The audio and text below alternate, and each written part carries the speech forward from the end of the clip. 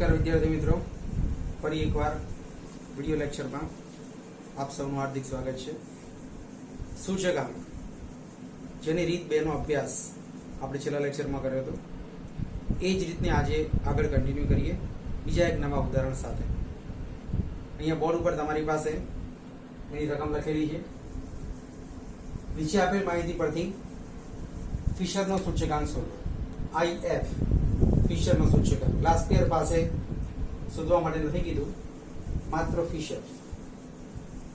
પણ કોષ્ટકમાં તમે જુઓ કે વસ્તુ ઉપરાંત એકમનું ખાનું આપેલું છે, અને આ એકમનું ખાનું જ્યારે આપે તો આપણે ભાવ અને જથ્થામાં ફેરફાર કરવો પડે. અને આ ફેરફાર કરવા માટે મેં તમને 2 સ્ટેપ ધ્યાનમાં લેવા માટે કહ્યું હતું. પહેલું સ્ટેપ શું હતું? એકમ સરખા કરવા. તો 4 વસ્તુ આપેલી છે A B C D. એકમના કોલમમાં લખેલું એકમ અને જથ્થો અથવા વપરાશ એના કોલમમાં જે એકમ લખેલું છે એ સરખો છે કે નહીં એ ખાસ જોઈ લેવું. તો વસ્તુ A માટે તો કિલોગ્રામ કિલોગ્રામ કિલોગ્રામ આપેલ છે. વસ્તુ B માટે જુઓ, અહીંયા કિલોગ્રામ લખેલું છે, સામે જથ્થામાં ગ્રામ આપેલું છે. તો આપણે આ જે ગ્રામ છે એને કિલોગ્રામમાં કન્વર્ટ કરવા પડે. હવે ગ્રામને કિલોગ્રામમાં કન્વર્ટ કરવા હોય તો 1 કિલોગ્રામ એટલે 1000 ગ્રામ. તો અહીંયા આપેલ ગ્રામના આંકડાને 1000 વડે ભાગીએ. જેમ કે અહીંયા આપ્યા છે 2400 ગ્રામ, એને 1000 વડે ભાગી અને જવાબ મેળવીએ તો 2.4 કિલોગ્રામ. અને 4000 ગ્રામ એને 1000 વડે ભાગીએ તો 4 કિલોગ્રામ. હવે તમે જુઓ કે વસ્તુ B એના એકમ સરખા થઈ ગયા, કિલોગ્રામ કિલોગ્રામ કિલોગ્રામ. વસ્તુ C અહીંયા એકમમાં લખ્યું છે ક્વિન્ટલ, તો સામે અહીંયા કિલોગ્રામ આપેલું છે. ક્વિન્ટલ અને કિલોગ્રામ વચ્ચેનો સંબંધ શું છે? તો 1 ક્વિન્ટલ બરાબર 100 કિલોગ્રામ. એટલે અહીંયા દાખલામાં તમે કિલોગ્રામને જો ક્વિન્ટલ કરો તો 100 વડે ભાગવા પડે. બને ત્યાં સુધી આપણે પોઈન્ટ વાળી રકમ ન આવે એવો પ્રયાસ કરવાનો છે. તો બીજું કન્વર્ઝન લઈએ. આ જે ક્વિન્ટલ છે એની જગ્યાએ કિલોગ્રામ કરી દઈએ તો 1 ક્વિન્ટલની જગ્યાએ શું લખાશે? 100 કિલોગ્રામ. તો હવે આપણી પાસે કિલોગ્રામ કિલોગ્રામ કિલોગ્રામ એકમ સરખા થઈ ગયા. વસ્તુ D એકમના કોલમમાં લખ્યું છે ડઝન, સામે જથ્થાના કોલમમાં આપેલું છે નંગ. 1 ડઝન બરાબર 12 નંગ. હવે આમાં રૂપાંતર કેવી રીતે કરવાનું? ડઝનને નંગમાં કે નંગને ડઝનમાં? એના માટે મેં કહ્યું હતું કે જો નંગના આંકડા 12 ના ગુણાંકમાં હોય, અહીંયા તમે જુઓ કે નંગના આંકડા 30 અને 35 છે, જેને 12 વડે ભાગીએ તો પોઈન્ટમાં જવાબ આવે. એના કરતા બેટર છે કે આપણે જે ડઝન આપ્યું છે એની જગ્યાએ કરી દઈએ 12 નંગ.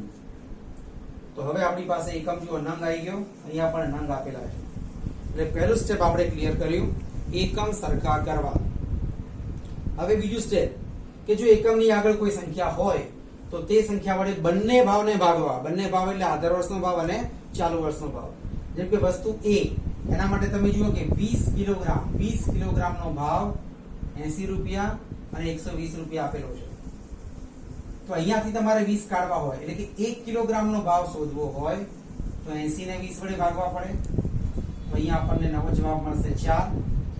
એ જ રીતે 120 એને પણ 20 વડે ભાગીએ તો નવો જવાબ આપણને મળશે 6.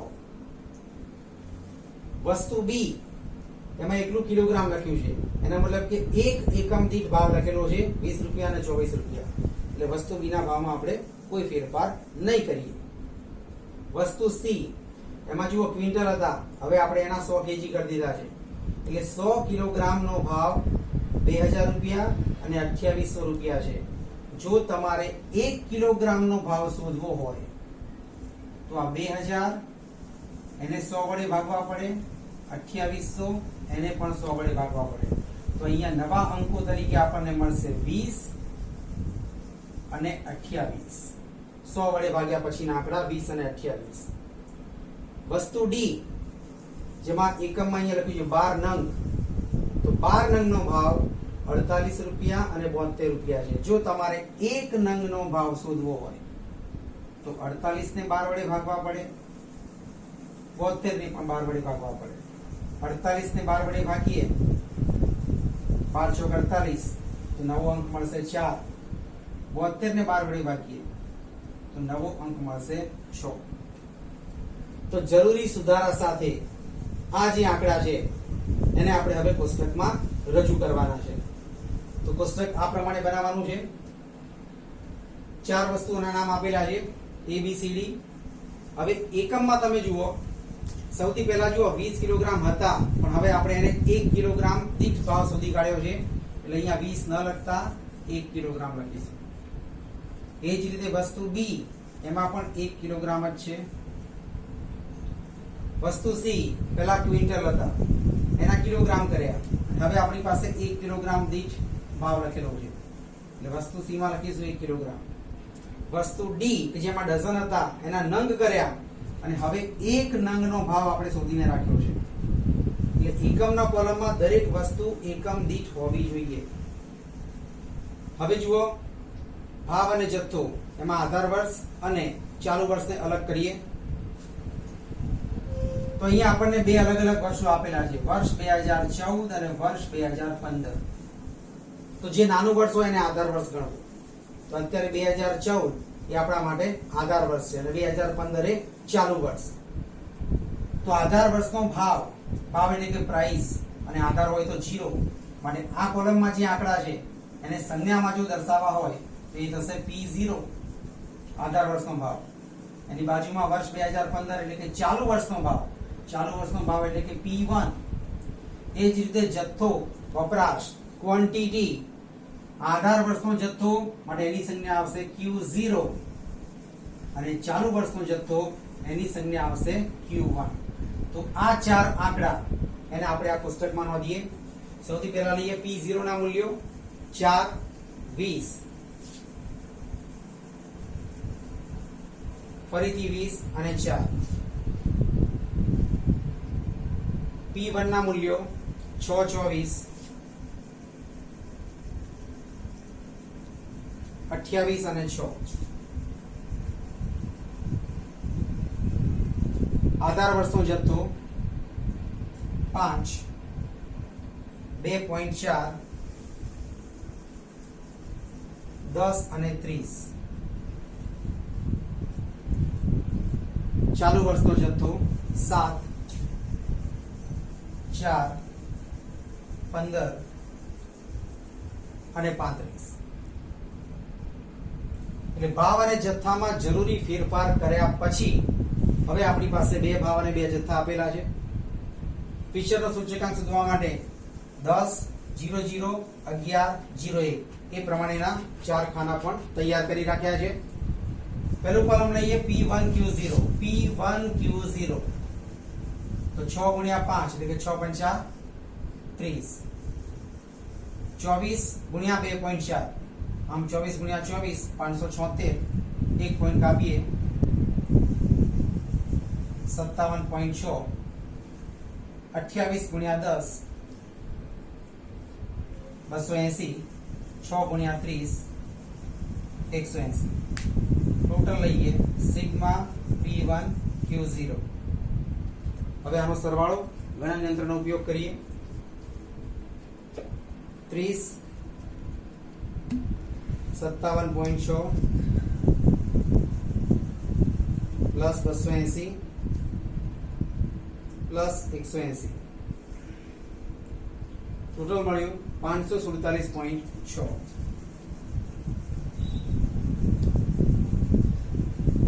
ચલો એના પછી P0Q0. 4 પંચા 20, 20 ગુણ્યા 2.4 24 દુ 48, એક પોઈન્ટ કાપી લઈએ છીએ એટલે શૂન્ય નથી લખતા. 20 ગુણ્યા 10 200, 4 ગુણ્યા 30 120. Total sigma P0Q0. ચલો સરવાળા મેળવી લઈએ. 20 plus 48 plus 200 plus 120 total 388. 388 P1 Q1 P1 Q1 6 સિત્તા 42 24 ગુણ્યા 4 96 28 ગુણ્યા 15 420 6 ગુણ્યા 35 210 સરવાળો લઈએ sigma P1 Q1 42 plus 96 plus 420 plus 210 સરવાળો મળ્યો 768 768 last column P0 Q1 P0 Q1 4 સિત્તા 28 20 ગુણ્યા 4 20 ચોક 80 20 ગુણ્યા 15 15 દુ 30 અને 1 0 એટલે 300 4 ગુણ્યા 35 140 ટોટલ લઈએ sigma P0 Q1 28 plus 80 plus 300 plus 140 total છે 548 548 ચલો ફરી એકવાર ધ્યાનથી કોષ્ટક જોઈ લેજો કારણ કે કોષ્ટક પરના જે ચાર સરવાળા છે હવે એનો ઉપયોગ કરી આપણે ફિશરનો સૂચકાંક શોધવો છે લાસ્પેર પાસે માંગ્યા નથી એટલે આપણે ફિશરનું જે ડાયરેક્ટ સૂત્ર છે એનો ઉપયોગ કરીએ ફિશરનો સૂચકાંક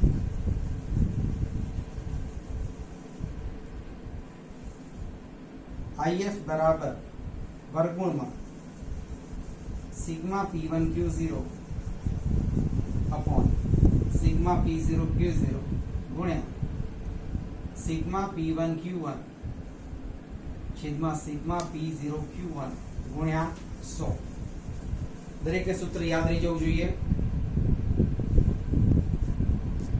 કિંમતો મૂકીએ સિગ્મા P1 Q0 547.6 છેદમાં 388 ગુણ્યા 768 છેદમાં 548 ગુણ્યા 100 હવે ગણનયંત્રનો ઉપયોગ કરીએ અંશમાં આપેલી રકમનો ગુણાકાર અને છેદમાં આપેલી રકમનો ગુણાકાર અંશમાં આપેલી રકમમાં 547.6 ગુણ્યા 768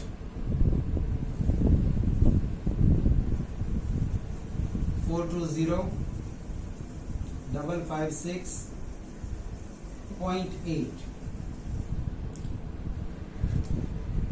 છેદમાં આપેલી સંખ્યા 388 મલ્ટીપ્લાય 548 212624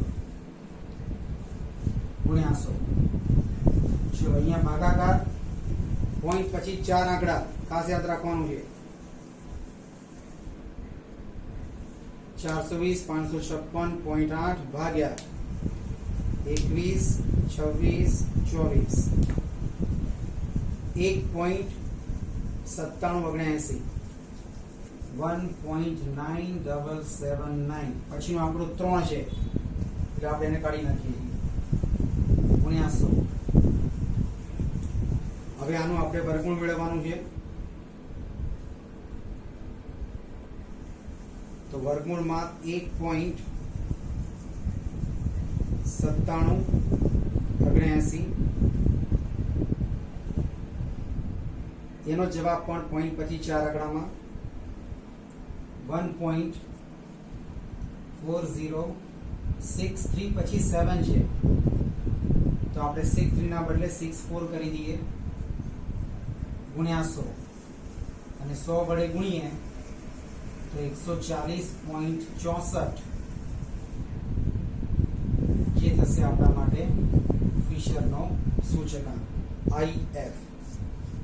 બરોબર, ધ્યાનથી એકવાર દાખલો જોઈ લેજો.